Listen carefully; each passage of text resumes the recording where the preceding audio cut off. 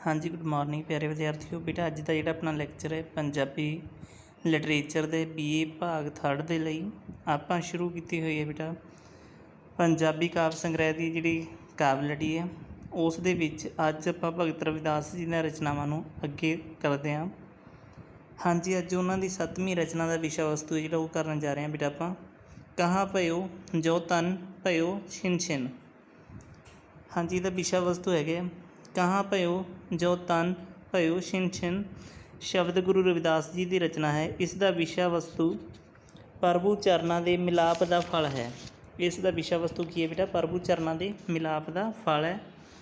गुरु रविदास जी आखते हैं, हे प्रभु मेरे मन ने कमल फुल्लां वर्गे तेरे सोहने चरनां नूं अपने रहण की थां बना लिया। भाव कि मेरा मन है की है तेरे चरनां दे विच रहना चाहुंदा है। कमल के फुल्लां जहे तेरे चरनां दे विच ये हमेशा अपना की है निवास करना चाहुंदा है। तेरे चरण कमलों विचों नाम रस पींदियां मैं तेरे नाम का धन लभ लिया है। भाव कि मैं तेरे चरनां दे विचों जिहड़ा नाम का रस है वह पींदियां की है जिहड़ा नाम का धन है वह प्राप्त किया है। तेरे नाम का धन प्राप्त हो जाण ते मेरा शरीर नाश भी हो जाए तां भी मैनू कोई परवाह नहीं। भाव कि जे तेरे नाम का मैनू धन प्राप्त हो गया तो उस तो बाद जे मेरा शरीर नष्ट भी हो जाता तां भी उस चीज़ की मैनू कोई चिंता नहीं, कोई परवाह नहीं। जे इस दे मन विचों तेरे चरनां का प्यार दूर हो जाए।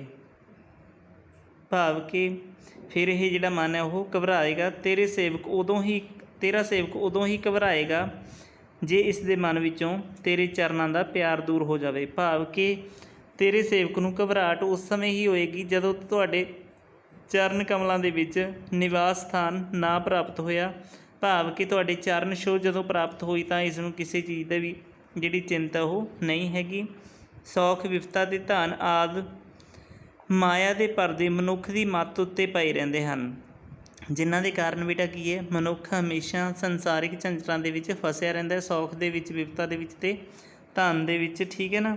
ये माया का चक्कर है जिहड़ा ये इसनूं अपनी दलदल दे विचों कदे निकल नहीं दिंदा, जिस करके मनुख हमेशा इसे भटकणां दे विच भटकदा रहिंदा है। परंतु तेरे सेवक हुण इन्हां विच तेरा सेवक हुण इन्हां विच नहीं फसदा। तेरा दास तेरे प्यार की रस्सी नाल बज्झा होया है, इस विचों निकलण दा उसका जी नहीं करता। भाव कि तेरा जिहड़ा सेवक है, जिहड़ा तेरा दास है, वो की है तेरे प्यार की रस्सी दे नाल एक तरह जकड़िया गया है। हुण वो इस दे विचों निकलना नहीं चाहता, उसका मन नहीं करता भी इस दे विचों वो आज़ादी प्राप्त करे।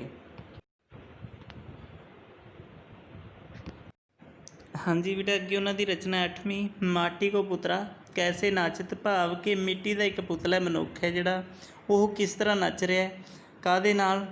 माया के रंगां दे विच। भाव कि माया के जाल दे विच फसिया होया वो मनुख हर समय माया नूं ही लभदा रहिंदा। चार छपेरे उसनूं माया के जिहड़े सुपने ने वो आउंदे ने।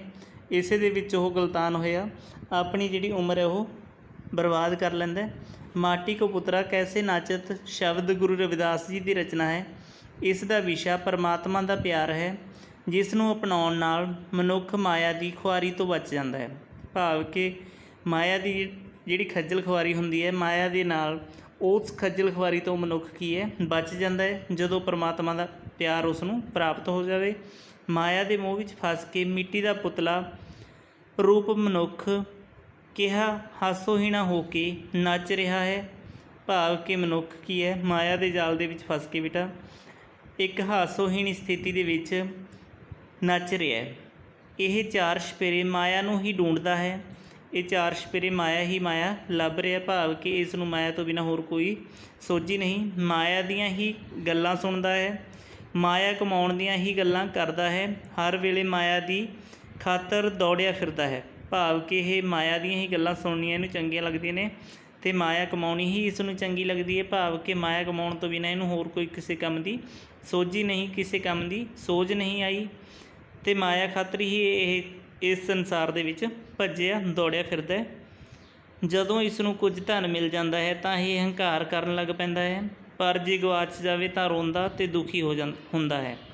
ਜੇ ਕਹਿੰਦੇ ਧਨ ਦੀ ਪ੍ਰਾਪਤੀ ਹੋ ਜਾਵੇ ਤਾਂ ਇਹ ਕੀ ਹੈ, ਖੁਸ਼ੀ ਦੇ ਵਿੱਚ ਫੁੱਲਿਆ ਨਹੀਂ ਸਮਾਉਂਦਾ, ਹੰਕਾਰ ਦੇ ਵਿੱਚ ਆ ਜਾਂਦਾ ਹੈ। ਮਿੱਟੀ ਦਾ ਪੁਤਲਾ ਭਾਵ ਕਿ ਮਨੁੱਖ, ਪਰ ਜੇ ਇਹਦੀ ਧਨ ਮਾਇਆ ਥੋੜ੍ਹੀ ਗਵਾਚ ਜਾਵੇ ਤਾਂ ਇਹ ਕੀ ਹੈ, ਫਿਰ ਰੋਂਦਾ ਫਿਰਦਾ ਹੈ। ਇਹ ਆਪਣੇ ਮਨ ਵਚਨਾਂ ਅਤੇ ਕਰਤੂਤਾਂ ਰਾਹੀਂ ਮਾਇਆ ਦੇ ਚਸਕਿਆਂ ਵਿੱਚ ਫਸਿਆ ਹੋਇਆ ਹੈ। ਪਰ ਮੌਤ ਆਉਣ 'ਤੇ ਜਦੋਂ ਇਹ ਸਰੀਰ ਢਹਿ ਪੈਂਦਾ ਹੈ ਤਾਂ ਜੀਵ ਸਰੀਰ ਵਿੱਚੋਂ ਨਿਕਲ ਕੇ ਪ੍ਰਭੂ ਚਰਨਾਂ ਵਿੱਚ ਪਹੁੰਚਣ ਦੀ ਥਾਂ ਕਿਤੇ ਇੱਕ ਥਾਂ ਹੀ ਟਿਕਦਾ ਹੈ, ਭਾਵ ਕਿ ਕਿਸੇ ਮਾੜੀ ਜਗ੍ਹਾ ਦੇ ਉੱਤੇ ਚਲੇ ਜਾਂਦਾ। ਕੋਈ ਥਾਂ ਤੋਂ ਭਾਵ ਕੀ ਹੈ ਬੇਟਾ, ਕਿਸੇ ਮਾੜੀ ਜਗ੍ਹਾ ਦੇ ਉੱਤੇ ਚਲਿਆ ਜਾਣਾ। ਮਨੁੱਖ ਮਾਇਆ ਦੀ ਇਸ ਖੁਆਰੀ ਤੋਂ ਤਾਂ ਹੀ ਬਚਦਾ ਹੈ ਜਦੋਂ ਉਸ ਦੀ ਮਾਇਆ ਦੀ ਖੇਡ ਰਚਾਉਣ ਵਾਲੇ ਪਰਮਾਤਮਾ ਨਾਲ ਪ੍ਰੀਤ ਲੱਗ ਜਾਂਦੀ ਹੈ, ਭਾਵ ਕਿ ਉਹ ਮਾਇਆ ਦੀ ਖੱਜਲ ਖੁਆਰੀ ਤੋਂ ਬੇਟਾ ਤਾਂ ਹੀ ਬਚ ਸਕਦਾ ਹੈ ਜਦੋਂ ਉਹਦਾ ਮਾਇਆ ਰੂਪੀ ਜਾਲ ਤੋਂ ਛੁਟਕਾਰਾ ਹੋ ਕੇ ਪਰਮਾਤਮਾ ਦੇ ਨਾਲ ਮਿਲਾਪ ਹੋ ਜਾਂਦਾ। ਜਦੋਂ ਉਹਦਾ ਪਰਮਾਤਮਾ ਦੇ ਨਾਲ ਮਿਲਾਪ ਹੋ ਗਿਆ, ਪਰਮਾਤਮਾ ਦੀ ਉਹਦੇ 'ਤੇ ਮਿਹਰ ਹੋ ਗਈ, ਤਾਂ ਉਹ ਮਾਇਆ ਦੇ ਇਸ ਜਾਲ ਦੇ ਵਿੱਚੋਂ ਮੁਕਤ ਹੋ ਕੇ ਆਪਣੀ ਜਿਹੜੀ ਜ਼ਿੰਦਗੀ ਹੈ ਉਹ ਵਧੀਆ ਸਫਲ ਕਰ ਸਕਦਾ ਹੈ। ਹਾਂਜੀ ਬੇਟਾ, ਅਗਲੀ ਰਚਨਾ ਹੈ। ਅਗਲੀ ਰਚਨਾ ਦਾ ਵਿਸ਼ਾ ਵਸਤੂ ਹੈ ਗੁਰੂ ਰਵਿਦਾਸ ਜੀ ਇਸ ਰਚਨਾ ਦੇ ਵਿੱਚ ਬਿਆਨ ਕਰ ਰਹੇ ਨੇ ਕਿ ਜਿਹੜੀ ਮੂਰਤੀ ਪੂਜਾ ਹੈ, ਜਿਹੜੀ ਆਪਾਂ ਫਾਲਤੂ ਦੀ ਪੂਜਾ ਕਰਦੇ ਹਾਂ, ਉਹ ਸਾਰੇ ਕੀ ਨੇ, ਇੱਕ ਤਰ੍ਹਾਂ ਦੇ ਪਖੰਡ ਨੇ। ਪਰਮਾਤਮਾ ਦਾ ਮਿਲਾਪ ਪਾਉਣ ਦੇ ਲਈ, ਪਰਮਾਤਮਾ ਦਾ ਪਿਆਰ ਪਾਉਣ ਦੇ ਲਈ ਪਰਮਾਤਮਾ ਕਿਸ ਚੀਜ਼ ਦੀ ਭੇਂਟਾ ਮੰਗਦਾ ਹੈ? ਤਨ ਅਤੇ ਮਨ ਦੀ, ਭਾਵ ਕਿ ਸੱਚੇ ਮਨ ਅਤੇ ਸ਼ਰਧਾ ਦੇ ਨਾਲ ਜੇ ਆਪਾਂ ਕੋਈ ਕਾਰਜ ਕਰਦੇ ਹਾਂ ਤਾਂ ਪਰਮਾਤਮਾ ਆਪਾਂ ਨੂੰ ਜ਼ਰੂਰ ਉਸ ਦੇ ਵਿੱਚ ਸਫਲਤਾ ਜਿਹੜੀ ਪ੍ਰਾਪਤ ਕਰਵਾਉਂਦਾ ਹੈ। ਦੁੱਧ ਅਤੇ ਵਛੜੇ ਥਣੋਂ ਬਟੋਰਿਓ, ਭਾਵ ਕਿ ਜਿਹੜਾ ਦੁੱਧ ਹੈ ਉਹ ਵਛੜੇ ਨੇ ਕੀ ਹੈ ਬੇਟਾ, ਥਣਾਂ 'ਚੋਂ ਬਟੋਰ ਲਿਆ ਹੈ। ਉਹਦੇ ਨਾਲ ਜੇ ਆਪਾਂ ਕੋਈ ਅੰਨ ਪਾਣੀ, ਕੋਈ ਖੀਰ ਵਗੈਰਾ, ਕੋਈ ਅਨਾਜ ਵਗੈਰਾ ਬਣਾ ਕੇ, ਠੀਕ ਹੈ ਨਾ, ਕੋਈ ਭੋਜਨ ਵਗੈਰਾ ਪੇਸ਼ ਕਰਦੇ ਹਾਂ ਤਾਂ ਉਹ ਵੀ ਇੱਕ ਤਰ੍ਹਾਂ ਦਾ ਝੂਠ ਹੈ, ਕਿਉਂਕਿ ਪਰਮਾਤਮਾ ਵਛੜੇ ਦੇ ਵਿੱਚ ਵੀ ਵੱਸਦਾ ਹੈ। ਸ਼ਬਦ ਗੁਰੂ ਰਵਿਦਾਸ ਜੀ ਦੀ ਰਚਨਾ ਹੈ। ਇਸ ਦਾ ਵਿਸ਼ਾ ਦੇਵੀ ਦੇਵਤਿਆਂ ਦੀ ਜਲ, ਦੁੱਧ ਅਤੇ ਫੁੱਲਾਂ ਨਾਲ ਪੂਜਾ ਕਰਨ 'ਤੇ ਕਰਮ ਕਾਂਡ ਦਾ ਖੰਡਨ ਹੈ, ਭਾਵ ਕਿ ਬੇਟਾ ਜਿਹੜੀ ਆਪਾਂ ਜਲ ਦੇ ਨਾਲ ਦੇਵੀ ਦੇਵਤਿਆਂ ਦੀ ਜਾਂ ਦੁੱਧ ਦੇ ਨਾਲ ਜਾਂ ਫਿਰ ਫੁੱਲਾਂ ਦੀ ਮਾਲਾ ਦੇ ਨਾਲ ਪੂਜਾ ਕਰਦੇ ਹਾਂ, ਉਹ ਸਾਰਾ ਕੀ ਹੈ, ਇੱਕ ਕਰਮ ਕਾਂਡ ਫੋਕਾ ਹੈ। ਉਹਦੇ ਨਾਲ ਆਪਾਂ ਨੂੰ ਕਦੇ ਵੀ ਪਰਮਾਤਮਾ ਦੀ ਜਿਹੜੀ ਪ੍ਰਾਪਤੀ ਉਹ ਨਹੀਂ ਹੋ ਸਕਦੀ। ਪਰਮਾਤਮਾ ਸੱਚੇ ਮਨ ਅਤੇ ਤਨ ਦੇ ਨਾਲ ਹੀ ਪ੍ਰਾਪਤ ਹੋ ਸਕਦਾ ਹੈ। ਨਾਲ ਹੀ ਦੱਸਿਆ ਹੈ ਕਿ ਪਰਮਾਤਮਾ ਇਹਨਾਂ ਚੀਜ਼ਾਂ ਦੀ ਥਾਂ ਤਨ ਅਤੇ ਮਨ ਦੀ ਭੇਂਟਾ ਮੰਗਦਾ ਹੈ, ਭਾਵ ਕਿ ਸੱਚੇ ਤਨ ਅਤੇ ਮਨ ਦੇ ਨਾਲ ਤੁਸੀਂ ਕੋਈ ਵੀ ਕਾਰਜ ਕਰੋ ਤਾਂ ਸਫਲ ਜ਼ਰੂਰ ਹੋਵੋਗੇ। ਗੁਰੂ ਰਵਿਦਾਸ ਜੀ ਆਖਦੇ ਹਨ ਕਿ ਦੁੱਧ ਤਾਂ ਥਣਾਂ ਤੋਂ ਹੀ ਵੱਛੇ ਨੇ ਜੂਠਾ ਕਰ ਦਿੱਤਾ ਹੈ, ਫੁੱਲ ਭੌਰੇ ਨੇ ਸੁੰਘ ਕੇ ਅਤੇ ਪਾਣੀ ਮਛਲੀ ਨੇ ਖਰਾਬ ਕਰ ਦਿੱਤਾ ਹੈ। ਇਸੇ ਕਰਕੇ ਦੁੱਧ, ਫੁੱਲ, ਪਾਣੀ ਇਹ ਤਿੰਨੇ ਹੀ ਜੂਠੇ ਹੋ ਜਾਣ ਕਰਕੇ ਪ੍ਰਭੂ ਅੱਗੇ ਭੇਂਟ ਕਰਨ ਜੋਗੇ ਨਹੀਂ ਰਹਿ ਗਏ, ਭਾਵ ਕਿ ਇਹ ਤਿੰਨੇ ਚੀਜ਼ਾਂ ਜੂਠੀਆਂ ਕੀਤੀਆਂ ਹੋਈਆਂ ਨੇ, ਕਿਉਂਕਿ ਪਰਮਾਤਮਾ ਉਹਨਾਂ ਦੇ ਵਿੱਚ ਪਹਿਲਾਂ ਹੀ ਨਿਵਾਸ ਕਰਦਾ ਹੈ, ਪਹਿਲਾਂ ਹੀ ਉਹਨਾਂ ਦੇ ਵਿੱਚ ਸਮਾਇਆ ਹੋਇਆ ਹੈ। ਇਸ ਕਰਕੇ ਇਹ ਤਿੰਨੇ ਚੀਜ਼ਾਂ ਹੀ ਪਹਿਲਾਂ ਹੀ ਕੀ ਨੇ, ਪ੍ਰਭੂ ਅੱਗੇ ਭੇਂਟ ਵੀ ਹੋ ਚੁੱਕੀਆਂ ਨੇ ਅਤੇ ਇਹ ਜੀਵਾਂ ਨੇ ਜੂਠੀਆਂ ਵੀ ਕਰਤੀਆਂ ਨੇ। ਇਸੇ ਸਥਿਤੀ ਵਿੱਚ ਗੋਬਿੰਦ ਦੀ ਪੂਜਾ ਕਰਨ ਲਈ ਕੋਈ ਚੀਜ਼ ਲੈ ਕੇ ਭੇਂਟ ਕੀਤੀ ਜਾਵੇ, ਕੋਈ ਹੋਰ ਸੁੱਚੀ ਚੀਜ਼ ਨਹੀਂ ਮਿਲ ਸਕਦੀ। ਮੈਨੂੰ ਜਾਪਦਾ ਹੈ ਕਿ ਇਸ ਕਮੀ ਕਰਕੇ ਮੈਂ ਸੋਹਣੇ ਪ੍ਰਭੂ ਨੂੰ ਪ੍ਰਾਪਤ ਨਹੀਂ ਕਰ ਸਕਦਾ। ਕਹਿੰਦਾ ਮੈਨੂੰ ਸੰਸਾਰ ਦੇ ਵਿੱਚ ਇਹੋ ਜਿਹੀ ਕੋਈ ਵੀ ਸੁੱਚੀ ਚੀਜ਼ ਦੀ ਪ੍ਰਾਪਤੀ ਨਹੀਂ ਹੋ ਰਹੀ ਜਿਸ ਦੇ ਨਾਲ ਮੈਂ ਪ੍ਰਭੂ ਦੀ ਪੂਜਾ ਕਰ ਸਕਾਂ, ਪ੍ਰਭੂ ਨੂੰ ਭੇਂਟ ਕਰ ਸਕਾਂ ਉਹ ਸੁੱਚੀ ਚੀਜ਼। ਕਿਉਂਕਿ ਹਰ ਇੱਕ ਚੀਜ਼ ਦੇ ਵਿੱਚ ਪਰਮਾਤਮਾ ਵੱਸਦਾ ਹੈ ਅਤੇ ਹਰ ਇੱਕ ਚੀਜ਼ ਪਹਿਲਾਂ ਹੀ ਜੂਠੀ ਕੀਤੀ ਹੋਈ ਹੈ। ਕਹਿੰਦਾ ਸੁੱਚੀ ਚੀਜ਼ ਨਾ ਮਿਲਣ ਕਰਕੇ ਅਜਿਹਾ ਨਾ ਹੋਵੇ ਕਿਤੇ ਮੈਂ ਪਰਮਾਤਮਾ ਦੇ ਦਰਸ਼ਨਾਂ ਤੋਂ ਵਾਂਝਾ ਹੀ ਰਹਿ ਜਾਵਾਂ। ਮੈਂ ਦੇਖਦਾ ਹਾਂ ਕਿ ਚੰਦਨ ਦੇ ਬੂਟਿਆਂ ਨੂੰ ਸੱਪ ਚਿੰਬੜੇ ਹੋਏ ਹਨ ਅਤੇ ਉਹਨਾਂ ਨੇ ਚੰਦਨ ਨੂੰ ਜੂਠਾ ਕਰ ਦਿੱਤਾ ਹੈ। ਜ਼ਹਿਰ ਅਤੇ ਅੰਮ੍ਰਿਤ ਵੀ ਸਮੁੰਦਰ ਵਿੱਚ ਇਕੱਠੇ ਹੀ ਵਸਦੇ ਹਨ। ਸੁਗੰਧੀ ਆ ਜਾਣ ਕਰਕੇ ਧੂਫ, ਦੀਪ ਅਤੇ ਨਵੈਦ ਵੀ ਜੂਠੇ ਹੋ ਚੁੱਕੇ ਹਨ। ਜੂਠੀਆਂ ਚੀਜ਼ਾਂ ਉਸ ਅੱਗੇ ਰੱਖ ਕੇ ਉਸ ਦੇ ਭਗਤ ਉਸ ਦੀ ਪੂਜਾ ਨਹੀਂ ਕਰ ਸਕਦੇ। ਇਸੇ ਕਰਕੇ ਉਸ ਦੀ ਪੂਜਾ ਲਈ ਆਪਣਾ ਤਨ ਅਤੇ ਮਨ ਹੀ ਅਰਪਣ ਕੀਤਾ ਜਾ ਸਕਦਾ ਹੈ। ਇਸ ਤਰ੍ਹਾਂ ਹੀ ਸਤਿਗੁਰੂ ਦੀ ਮਿਹਰ ਨਾਲ ਉਹ ਪਰਮਾਤਮਾ ਮਿਲ ਸਕਦਾ, ਭਾਵ ਕਿ ਜੇ ਸੱਚੇ ਪਰਮਾਤਮਾ ਦੀ ਮਿਹਰ ਹੋਵੇ ਤਾਂ ਉਹ ਪਰਮਾਤਮਾ ਹੈ ਜਿਹੜਾ ਆਪਾਂ ਨੂੰ ਪ੍ਰਾਪਤ ਹੋ ਸਕਦਾ ਹੈ। ਕਿਉਂਕਿ ਸਾਰੀਆਂ ਸੰਸਾਰਿਕ ਚੀਜ਼ਾਂ ਨੇ ਬੇਟਾ ਉਹ ਸਾਰੀਆਂ ਪਹਿਲਾਂ ਹੀ ਜੂਠੀਆਂ ਕੀਤੀਆਂ ਹੋਈਆਂ ਨੇ। ਕੋਈ ਵੀ ਚੀਜ਼ ਅਜਿਹੀ ਨਹੀਂ ਜਾਪਦੀ ਜੋ ਸੰਸਾਰ ਦੇ ਵਿੱਚ ਸੁੱਚੀ ਹੋਵੇ। ਇਸ ਕਰਕੇ ਕਹਿੰਦਾ ਮੈਂ ਆਪਣੇ ਤਨ ਅਤੇ ਮਨ ਨੂੰ ਹੀ ਭੇਂਟ ਕਰਦਾ, ਜਿਸ ਦੇ ਨਾਲ ਪਰਮਾਤਮਾ ਦੇ ਮਿਲਾਪ ਦੀ ਪ੍ਰਾਪਤੀ ਹੋ ਸਕੇ। ਹਾਂਜੀ ਬੇਟਾ, ਅਗਲੀ ਰਚਨਾ ਹੈਗੀ ਹੈ ਜਬ ਹਮ ਹੋਤੇ ਤਬ ਤੋਂ ਨਹੀਂ। ਭਾਵ ਕਿ ਇਸ ਦਾ ਮਤਲਬ ਕੀ ਹੈ ਬੇਟਾ? ਕਹਿੰਦੇ ਜਦੋਂ ਸਾਡੇ ਵਿੱਚ ਮੈਂ ਹੁੰਦੀ ਹੈ ਉਦੋਂ ਪ੍ਰਭੂ ਹੈ ਜਿਹੜਾ ਉਹ ਆਪਣੇ ਵਿੱਚ ਨਹੀਂ ਹੁੰਦਾ। ਭਾਵ ਕਿ ਜਦੋਂ ਆਪਣੇ ਵਿੱਚੋਂ ਮੈਂ ਖਤਮ ਹੋ ਗਈ ਤਾਂ ਪਰਮਾਤਮਾ ਜਿਹੜਾ ਉਹ ਸਾਡੇ ਵਿੱਚ ਨਿਵਾਸ ਕਰਦਾ ਹੈ। ਭਾਵ ਕਿ ਤੇਰੀ ਮੇਰੀ ਦੀ ਜਿਹੜੀ ਭਾਵਨਾ ਉਹ ਖਤਮ ਹੋ ਜਾਂਦੀ ਹੈ। ਜਦੋਂ ਇਨਸਾਨ ਦੇ ਵਿੱਚੋਂ ਮੈਂ ਖਤਮ ਹੋ ਗਈ ਤਾਂ ਪਰਮਾਤਮਾ ਜਿਹੜਾ ਉਹ ਆਪਣੇ ਆਪ ਦੇ ਵਿੱਚ ਹੀ ਹਰ ਇੱਕ ਸਰੀਰ ਦੇ ਵਿੱਚ ਸਮਾ ਸਕਦਾ ਹੈ, ਪਰ ਉਦੋਂ ਤੱਕ ਉਹ ਕਿਸੇ ਵੀ ਸਰੀਰ ਦੇ ਵਿੱਚ ਨਹੀਂ ਹੋ ਸਕਦਾ ਜਦੋਂ ਤੱਕ ਕਿਸੇ ਵੀ ਸਰੀਰ ਦੇ ਅੰਦਰ ਮੈਂ ਜਿਹੜੀ ਉਹ ਘਰ ਕਰਕੇ ਰੱਖਦੀ ਹੈ। ਜਬ ਹਮ ਹੋਤੇ ਤਬ ਤੂੰ ਨਹੀਂ ਸ਼ਬਦ ਗੁਰੂ ਰਵਿਦਾਸ ਜੀ ਦੀ ਰਚਨਾ ਹੈ। ਇਸ ਦਾ ਵਿਸ਼ਾ ਪ੍ਰਭੂ ਦੀ ਸਰਬ ਵਿਆਪਕਤਾ ਹੈ। ਭਾਵ ਕਿ ਪਰਮਾਤਮਾ ਬੇਟਾ ਜਿਹੜਾ ਉਹ ਹਰ ਇੱਕ ਥਾਂ ਦੇ ਉੱਤੇ ਪਾਇਆ ਜਾਂਦਾ ਹੈ, ਸਰਬ ਵਿਆਪਕ ਹੈ, ਕਣ ਕਣ ਦੇ ਵਿੱਚ ਵਸਦਾ ਹੈ, ਜਿਸ ਦੀ ਮਨੁੱਖ ਨੂੰ ਸੋਝੀ ਤਦੋਂ ਹੀ ਹੁੰਦੀ ਹੈ ਜਦੋਂ ਉਸ ਵਿੱਚੋਂ ਉਸ ਦੀ ਹਿਊਮੇ ਦੂਰ ਹੋ ਜਾਂਦੀ ਹੈ।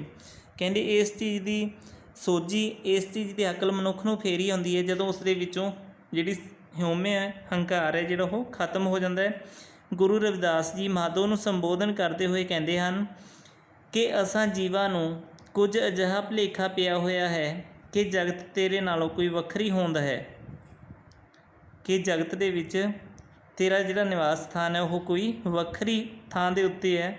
ਕਹਿੰਦੇ ਸਾਨੂੰ ਜੀਵਾਂ ਨੂੰ ਇਹੀ ਭੁਲੇਖਾ ਹੈ, ਭਾਵ ਕਿ ਸੰਸਾਰ ਦੇ ਵਿੱਚ ਤਾਂ ਪਰਮਾਤਮਾ ਵੱਸਦਾ ਨਹੀਂ, ਪਰ ਉਹਨਾਂ ਦੇ ਮਨ ਦੇ ਵਿੱਚ ਇਹ ਕੀ ਹੈ? ਭੁਲੇਖਾ ਹੈ ਬੇਟਾ ਇੱਕ ਤਰ੍ਹਾਂ ਦਾ। ਪਰ ਇਹ ਗੱਲ ਠੀਕ ਨਹੀਂ। ਅਸਲ ਵਿੱਚ ਜਿੰਨਾ ਚਿਰ ਅਸੀਂ ਜੀਵਾਂ ਦੇ ਅੰਦਰ ਹਿਊਮੇ ਰਹਿੰਦੀ ਹੈ ਓਨਾ ਚਿਰ ਤੂੰ ਸਾਡੇ ਅੰਦਰ ਪ੍ਰਗਟ ਨਹੀਂ ਹੁੰਦਾ।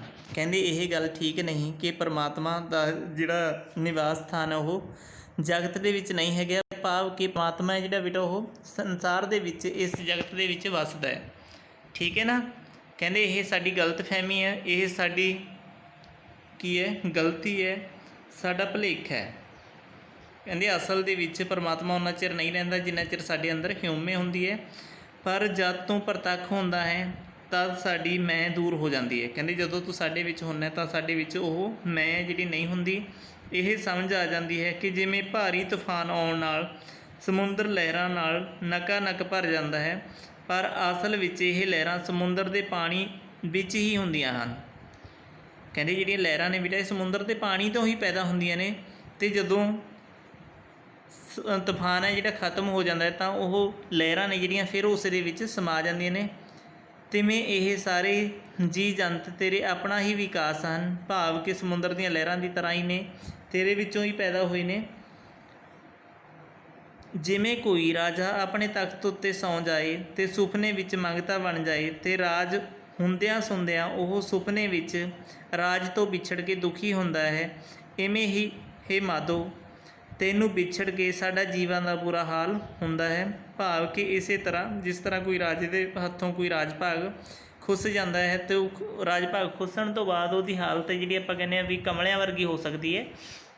ਉਸੇ ਪ੍ਰਕਾਰ ਕਹਿੰਦੇ ਹੇ ਪਰਮਾਤਮਾ ਜਦੋਂ ਸਾਡਾ ਤੇਰੇ ਤੋਂ ਵਿਛੋੜਾ ਪੈ ਜਾਂਦਾ ਤਾਂ ਸਾਡੀ ਹਾਲਤ ਵੀ ਉਸ ਠੀਕ ਹੈ ਨਾ ਰਾਜੇ ਵਰਗੀ ਹੁੰਦੀ ਹੈ ਜਿਸ ਦਾ ਰਾਜ ਭਾਗ ਉਸ ਦਾ ਹੱਥੋਂ ਖੁੱਸਿਆ ਹੁੰਦਾ ਹੈ।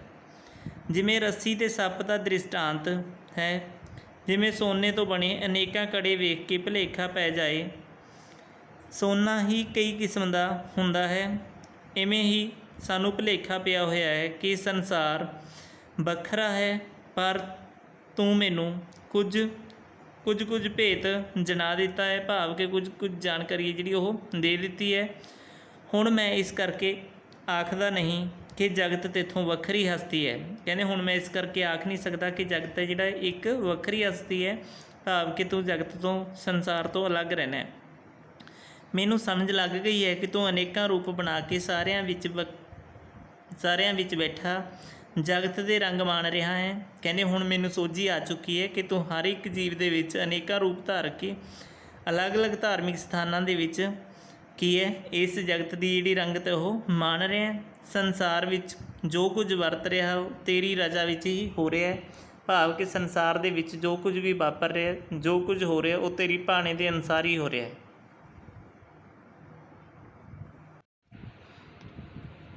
ਹਾਂਜੀ ਬੇਟਾ, ਅਗਲੀ ਰਚਨਾ ਉਹਨਾਂ ਦੀ ਜੋ ਤੁਮ ਗਿਰਵਰ ਤੋ ਹਮ ਮੋਰਾ। ਇਹ ਸ਼ਬਦ ਗੁਰੂ ਰਵਿਦਾਸ ਜੀ ਦੀ ਰਚਨਾ ਹੈ। ਇਸ ਦਾ ਵਿਸ਼ਾ ਪ੍ਰਭੂ ਦੀ ਪ੍ਰੀਤ ਹੈ। ਇਹਦਾ ਵਿਸ਼ਾ ਕੀ ਹੈ ਬੇਟਾ? ਪ੍ਰਭੂ ਦੀ ਪ੍ਰੀਤ ਹੈ, ਪ੍ਰਭੂ ਦੇ ਨਾਲ ਮਿਲਾਪ ਹੈ। ਗੁਰੂ ਰਵਿਦਾਸ ਜੀ ਇਹ ਵਿਚਾਰ ਪੇਸ਼ ਕਰਦੇ ਹਨ ਕਿ ਪ੍ਰਭੂ ਦੀ ਮਿਹਰ ਨਾਲ ਹੀ ਉਸ ਦੇ ਚਰਨਾਂ ਵਿੱਚ ਪ੍ਰੀਤ ਟਿਕੀ ਰਹਿ ਸਕਦੀ ਹੈ, ਭਾਵ ਕਿ ਅਸੀਂ ਉਹਦੇ ਚਰਨਾਂ ਦੇ ਵਿੱਚ ਆਪਣਾ ਨਿਵਾਸ ਹੈ ਜਿਹੜਾ ਉਹ ਕਰ ਸਕਦੇ ਹਾਂ, ਜੋ ਕਿ ਉੱਚੇ ਦਰਜੇ ਦੀ ਹੁੰਦੀ ਹੈ, ਭਾਵ ਕਿ ਸਭ ਤੋਂ ਉੱਤਮ ਹੁੰਦੀ ਹੈ।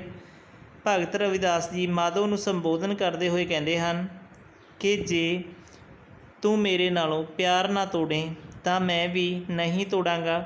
ਮਾਧੋ ਤੋਂ ਭਾਵ ਕੀ ਹੈ ਬੇਟਾ? ਇੱਥੇ ਪਰਮਾਤਮਾ ਤੋਂ ਹੈ, ਕਿਉਂਕਿ ਤੇਰੇ ਨਾਲੋਂ ਤੋੜ ਕੇ ਮੈਂ ਕਿਸੇ ਹੋਰ ਨਾਲ ਨਹੀਂ ਜੋੜ ਸਕਦਾ। ਕਹਿੰਦੇ ਜੇ ਤੁਸੀਂ ਮੈਨੂੰ ਆਪਣੇ ਚਰਨਾਂ ਦੇ ਨਾਲ ਜੋੜ ਕੇ ਰੱਖੋ ਤਾਂ ਮੈਂ ਤੁਹਾਡੇ ਚਰਨਾਂ ਦੇ ਨਾਲ ਹੀ ਜੁੜ ਕੇ ਰਹਿਣਾ ਚਾਹੁੰਦਾ।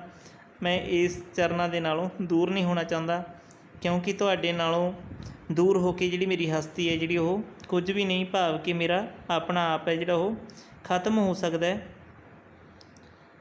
ਕਿਉਂਕਿ ਕੋਈ ਹੋਰ ਤੇਰੇ ਵਰਗਾ ਹੈ ਹੀ ਨਹੀਂ। ਹੇ ਮਾਧੋ, ਜੇ ਤੂੰ ਸੋਹਣਾ ਜਿਹਾ ਪਹਾੜ ਬਣ ਜਾਵੇਂ ਤਾਂ ਮੈਂ ਤੇਰਾ ਮੋਰ ਬਣ ਜਾਵਾਂ।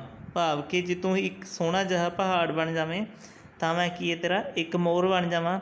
ਤੈਨੂੰ ਵੇਖ ਵੇਖ ਕੇ ਪਹਿਲਾਂ ਪਾਵਾਂ। ਜੇ ਤੂੰ ਚੰਦ ਬਣ ਜਾਵੇਂ ਤਾਂ ਮੈਂ ਤੇਰੀ ਚਕੋਰੀ ਬਣ ਜਾਵਾਂ। ਭਾਵ ਕਿ ਤੇਰੇ ਨਾਲ ਨਾਲ ਰਹਿਣਾ ਚਾਹੁੰਦਾ। ਜੇ ਤੂੰ ਚੰਦ ਬਣ ਜਾਵੇਂ ਤਾਂ ਮੈਂ ਕੀ ਹੈ? ਤੇਰੀ ਚਕੋਰੀ ਬਣਨਾ ਚਾਹੁੰਦਾ। ਤੇਰੇ ਨਾਲ ਨਾਲ ਰਹਿ ਕੇ ਤੇਰੇ ਚਰਨਾਂ ਦੀ ਜਿਹੜੀ ਛੋਹ ਹੈ ਉਸ ਨੂੰ ਮਾਣਨਾ ਚਾਹੁੰਦਾ। ਤੈਨੂੰ ਵੇਖ ਕੇ ਖੁਸ਼ ਹੋ ਕੇ ਬੋਲਾਂਗਾ। ਤੈਨੂੰ ਵੇਖ ਕੇ ਕਹਿੰਦਾ ਮੈਂ ਖੁਸ਼ ਹੋ ਕੇ ਬੋਲਾਂਗਾ, ਭਾਵ ਕਿ ਖੁਸ਼ੀ ਦੇ ਵਿੱਚ ਫੁੱਲਿਆ ਨਹੀਂ ਸਮਾਵਾਂਗਾ। ਜੇ ਤੂੰ ਸੋਹਣਾ ਦੀਵਾ ਬਣ ਜਾਵੇਂ ਤਾਂ ਮੈਂ ਤੇਰੀ ਵੱਟ ਬਣ ਜਾਵਾਂ, ਭਾਵ ਕਿ ਬੱਤੀ ਬਣ ਜਾਵਾਂ। ਜੇ ਤੂੰ ਤੀਰਥ ਬਣ ਜਾਵੇਂ ਤਾਂ ਮੈਂ ਤੇਰੇ ਦੀਦਾਰ ਲਈ ਯਾਤਰੀ ਬਣ ਜਾਵਾਂ। ਮੈਂ ਤੇਰੇ ਨਾਲ ਪੱਕਾ ਪਿਆਰ ਪਾ ਲਿਆ ਹੈ, ਭਾਵ ਕਿ ਤੂੰ ਜੋ ਕੁਛ ਵੀ ਬਣਨਾ ਚਾਹੁੰਦਾ ਹੈ ਉਸੇ ਤਰ੍ਹਾਂ ਮੈਂ ਤੇਰੇ ਨਾਲ ਤੇਰੇ ਚਰਨਾਂ ਦੀ ਧੂੜ ਬਣ ਕੇ ਰਹਿਣਾ ਚਾਹੁੰਦਾ। ਮੈਂ ਜਿੱਥੇ ਜਿੱਥੇ ਜਾਂਦਾ ਹਾਂ ਮੈਨੂੰ ਹਰ ਥਾਂ ਤੂੰ ਦਿਸਦਾ ਹੈ। ਮੈਂ ਹਰ ਥਾਂ ਤੇਰੀ ਹੀ ਸੇਵਾ ਕਰਦਾ ਹਾਂ। ਹੇ ਦੇਵ, ਤੇਰੇ ਵਰਗਾ ਕੋਈ ਹੋਰ ਮਾਲਕ ਮੈਨੂੰ ਨਹੀਂ ਦਿਸਿਆ। ਭਾਵ ਕਿ ਹੇ ਪਰਮਾਤਮਾ, ਤੇਰੇ ਵਰਗਾ ਹੋਰ ਇਸ ਸੰਸਾਰ ਦੇ ਵਿੱਚ ਦੂਜਾ ਕੋਈ ਨਹੀਂ ਜਿਹੜਾ ਕਿ ਮੇਰੀ ਰੱਖਿਆ ਕਰ ਸਕੇ। ਤੇਰੇ ਚਰਨਾਂ ਦੇ ਵਿੱਚ ਰਹਿ ਕੇ ਹੀ ਮੇਰੀ ਹਿਫਾਜ਼ਤ ਹੈ ਜਿਹੜੀ ਉਹ ਹੋ ਸਕਦੀ ਹੈ। ਤੇਰੇ ਚਰਨਾਂ ਦੇ ਵਿੱਚ ਰਹਿ ਕੇ ਹੀ ਮੇਰੀ ਜਿਹੜੀ ਜ਼ਿੰਦਗੀ ਉਹ ਸਫਲ ਹੋ ਸਕਦੀ ਹੈ। ਇਸ ਕਰਕੇ ਹਮੇਸ਼ਾ ਮੈਨੂੰ ਆਪਣੇ ਕੀ ਹੈ? ਚਰਨਾਂ ਦੀ ਧੂੜ ਬਣਾ ਕੇ ਰੱਖੀ। ਤੇਰੀ ਬੰਦਗੀ ਕਰਨ ਨਾਲ ਜਮਾਂ ਦੇ ਬੰਧਨ ਕੱਟੇ ਜਾਂਦੇ ਹਨ। ਇਸੇ ਕਰਕੇ ਤੇਰੀ ਭਗਤੀ ਦਾ ਚਾਅ ਹਾਸਲ ਕਰਨ ਲਈ ਤੇਰੇ ਗੁਣ ਗਾਉਂਦਾ ਹਾਂ।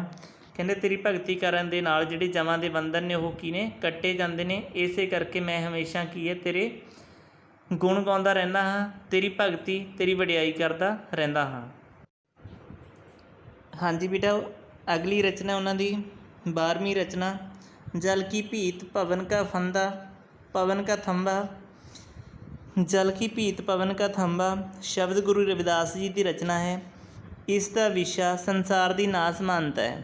ਭਾਵ ਕਿ ਬੇਟਾ ਜਿਹੜਾ ਸੰਸਾਰ ਹੈ ਉਹ ਕੀ ਹੈ? ਨਾਸਮਾਨ ਹੈ। ਇਹ ਸੰਸਾਰ ਜਿਸ ਤਰ੍ਹਾਂ ਪੈਦਾ ਹੋਇਆ ਇਸੇ ਤਰ੍ਹਾਂ ਵਾਰੀ ਵਾਰੀ ਇਸ ਸੰਸਾਰ ਦੇ ਉੱਤੋਂ ਜਿਹੜੇ ਜੀਵ ਨੇ, ਜਿਹੜੀਆਂ ਚੀਜ਼ਾਂ ਨੇ ਪੈਦਾ ਹੋਈਆਂ ਨੇ ਉਹ ਇੱਕ ਨਾ ਇੱਕ ਦਿਨ ਖਤਮ ਹੁੰਦੀਆਂ ਜਾ ਰਹੀਆਂ ਨੇ। ਭਾਵ ਕਿ ਆਪੋ ਆਪਣੀ ਵਾਰੀ ਨੂੰ ਪੂਰਾ ਕਰਕੇ ਹਰ ਇੱਕ ਚੀਜ਼ ਹੈ ਜਿਹੜੀ ਸੰਸਾਰ ਤੋਂ ਉਹ ਚਾਲੇ ਪਾ ਰਹੀ ਹੈ। ਇਸੇ ਤਰ੍ਹਾਂ ਜਿਹੜਾ ਮਨੁੱਖ ਹੈ ਉਹ ਵੀ ਆਪਣੇ ਜੀਵਨ ਨੂੰ ਹੰਢਾ ਕੇ ਇਸ ਦੇ ਉੱਤੋਂ ਚਲਾ ਜਾਂਦਾ ਹੈ।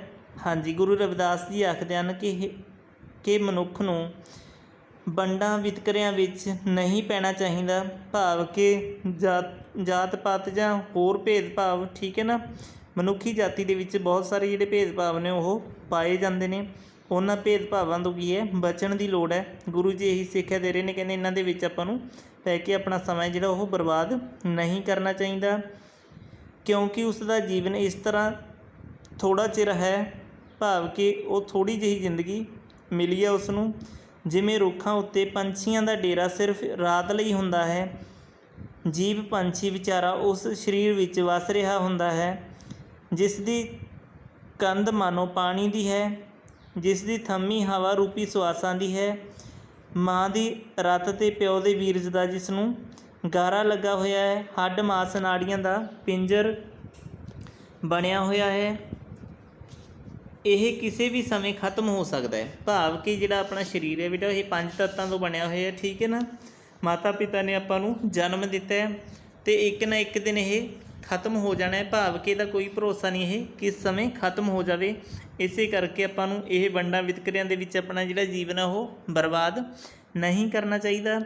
ਇਸੇ ਕਰਕੇ ਮਨੁੱਖ ਦੁਆਰਾ ਡੂੰਘੀਆਂ ਨੀਹਾਂ ਪੁਟਾ ਕੇ ਉਹਨਾਂ ਉੱਤੇ ਕੰਧਾਂ ਉਸਾਰਨ ਦਾ ਕੰਮ ਕਰਨਾ ਬੇਅਰਥ ਹੈ। ਭਾਵ ਕਿ ਬੇਟਾ ਜਿਹੜੇ ਆਪਾਂ ਵੱਡੇ ਵੱਡੇ ਮਹਿਲ ਉਸਾਰ ਰਹੇ ਹਾਂ, ਠੀਕ ਹੈ ਨਾ, ਧਨ ਮਾਇਆ ਇਕੱਠੀ ਕਰ ਰਹੇ ਹਾਂ, ਉਹ ਸਭ ਕੁਛ ਕੀ ਹੈ, ਬੇਅਰਥ ਹੈ। ਕਿਉਂਕਿ ਉਸ ਨੂੰ ਵੱਧ ਤੋਂ ਵੱਧ 3.5 ਹੱਥ ਥਾਂ ਹੀ ਚਾਹੀਦੀ ਹੈ। ਕਿਉਂਕਿ ਅਖੀਰਲੇ ਸਮੇਂ ਦੇ ਉੱਤੇ ਦਾਹ ਸੰਸਕਾਰ ਸਮੇਂ ਬੇਟਾ 3.5 ਹੱਥ ਧਰਤੀ ਹੀ ਸਭ ਨੂੰ ਨਸੀਬ ਹੋਣੀ ਹੈ। ਚਾਹੇ ਆਪਾਂ ਇੱਥੇ ਜਿੱਡੇ ਮਰਜ਼ੀ ਵੱਡੇ ਮਹਿਲ ਜਿਹੜੇ ਉਸਾਰ ਲਈਏ, ਕਿੱਡੀਆਂ ਹੀ ਬਿਲਡਿੰਗਾਂ ਕਿਉਂ ਨਾ ਉਸਾਰ ਲਈਏ, ਪਰ ਜਾਂਦੇ ਸਮੇਂ ਆਪਣੇ ਨਾਲ ਕੁਝ ਨਹੀਂ ਜਾਂਦਾ ਅਤੇ ਅਖੀਰ ਆਪਾਂ ਨੂੰ 3.5 ਹੱਥ ਧਰਤੀ ਹੀ ਮਿਲਦੀ ਹੈ, ਚਾਹੇ ਉਹ ਗਰੀਬ ਹੈ ਚਾਹੇ ਅਮੀਰ। ਫਿਰ ਕਹਿੰਦੇ ਆਪਾਂ ਇਹ ਚੀਜ਼ਾਂ ਇਕੱਠੀਆਂ ਕਿਉਂ ਕਰ ਰਹੇ ਹਾਂ, ਸਾਰੀ ਉਮਰ ਇਹ ਘੱਟਾ ਕਿਉਂ ਢੋ ਰਹੇ ਹਾਂ, ਆਪਣਾ ਜੀਵਨ ਕਿਉਂ ਬਰਬਾਦ ਕਰ ਰਹੇ ਹਾਂ। ਗੁਰੂ ਦੇ ਚਰਨਾਂ ਦੀ ਜਿਹੜੀ ਛੋਹ ਹੈ ਉਹ ਆਪਾਂ ਕਿਉਂ ਨਹੀਂ ਪ੍ਰਾਪਤ ਕਰਦੇ।